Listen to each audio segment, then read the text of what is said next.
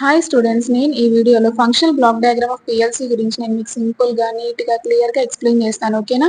So video last వరకు చూడండి, ఎక్కడా స్కిప్ చేయకండి, మీకు అర్థమయ్యేలాగే సింపుల్ వర్డ్స్లోనే చెప్తాను. సో ప్రోగ్రామబుల్ లాజిక్ కంట్రోలర్ అనేది ఒక special type of industrial digital computer అనమాట.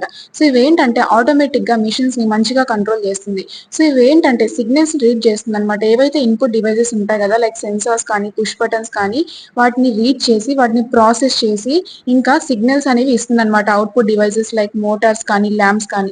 సో ఈ ఫంక్షనల్ బ్లాక్ డయాగ్రామ్ ఆఫ్ పిఎల్సీలో మనకి మెయిన్లీ ఏం కన్సిస్ట్ అయి ఉంటాయంటే process section, input module, output module, memory section, power supply, ఇంకా ప్రోగ్రామింగ్ డివైస్. సో స్టూడెంట్స్, ఇక్కడ మీకు బ్లాక్ డయాగ్రామ్ కనిపిస్తుంది కదా, చాలా సింపుల్ గా ఉంటుంది మా. సో ఇన్పుట్ లో ఏముంటాయి మనకి, పుష్ బటన్, లిమిట్ స్విచ్ ఇవన్నీ ఉంటాయి. సో అవుట్పుట్ లో ల్యాంప్ ఇవన్నీ ఉంటాయి అనమాట.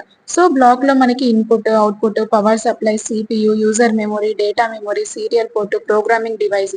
సో వీటన్నిటి గురించి ఏంటో చూద్దాం. Main parts of PLC. So first వచ్చేసి ఏంటంటే ప్రాసెస్ సెక్షన్. సో ఈ సిపియు అనేది పిఎల్సికి బ్రెయిన్ లాగా అనమాట. ఇదేంటంటే ఎవ్రీథింగ్ కంట్రోల్ ఇంకా మేనేజ్ చేస్తుంది అనమాట పిఎల్సిలో. ఇందులో మనకి RAM, random access memory, Rome, read only memory, logic solver, ఇంకా యూజర్ మెమొరీ అనేవి ఉంటాయి. సిపియు యొక్క మెయిన్ ఫంక్షన్స్ ఏంటంటే ఇవి డెసిషన్స్ ని మేక్ చేస్తాయి, ఇంకా కంట్రోల్ ఇన్స్ట్రక్షన్స్ ని ఎగ్జిక్యూట్ చేస్తాయి అనమాట, బేస్డ్ ఆన్ ప్రోగ్రామ్ ఏదైతే మెమొరీలో స్టోర్ అయి ఉంటుందో. ఇదేంటంటే ఇన్పుట్ డేటాని రీడ్ చేస్తుంది అనమాట, ఇంకా లాజిక్ ని ప్రాసెస్ చేస్తుంది, ఇంకా అవుట్పుట్ సిగ్నల్ ని జనరేట్ చేస్తుంది. నెక్స్ట్ వచ్చేసి input and output modules. So అందులో ఫస్ట్ వచ్చేసి ఇన్పుట్ మాడ్యూల్. ఇదేంటంటే ఇన్పుట్ ఫీల్డ్ డివైజెస్ కి ఇంకా సిపియుకి ఒక ఇంటర్ఫేస్ లాగా యాక్ట్ అవుతుంది అనమాట, లైక్ సెన్సార్స్ కానీ స్విచెస్ కానీ. సో ఇవి ఏం చేస్తాయంటే ఎనలాగ్ సిగ్నల్స్ ని, ఏదైతే ఇన్పుట్ డివైజెస్ నుంచి వచ్చే ఎనలాగ్ సిగ్నల్స్ ని డిజిటల్ సిగ్నల్స్ గా కన్వర్ట్ చేస్తాయి అనమాట. సో దీని ద్వారా సిపియు అనేది మంచిగా అండర్స్టాండ్ చేసుకుంటుంది.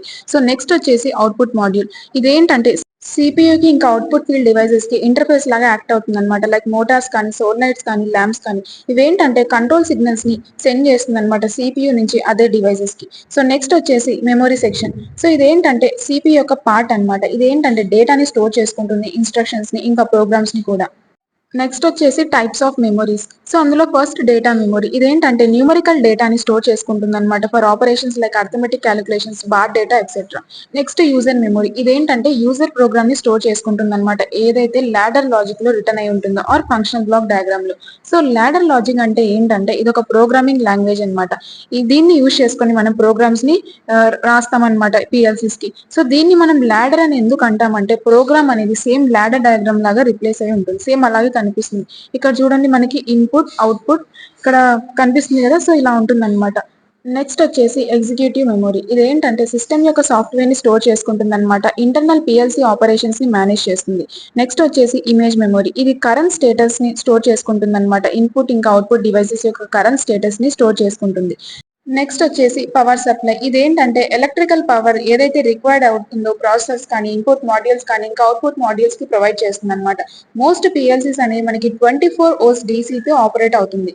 సో ఈ పవర్ సప్లై అనేది మనకి బిల్ట్ ఇన్ అయి ఉంటుంది, లేకపోతే మనం ఎక్స్టర్నల్ గా మౌంటెడ్ అయినా చేయొచ్చు అనమాట.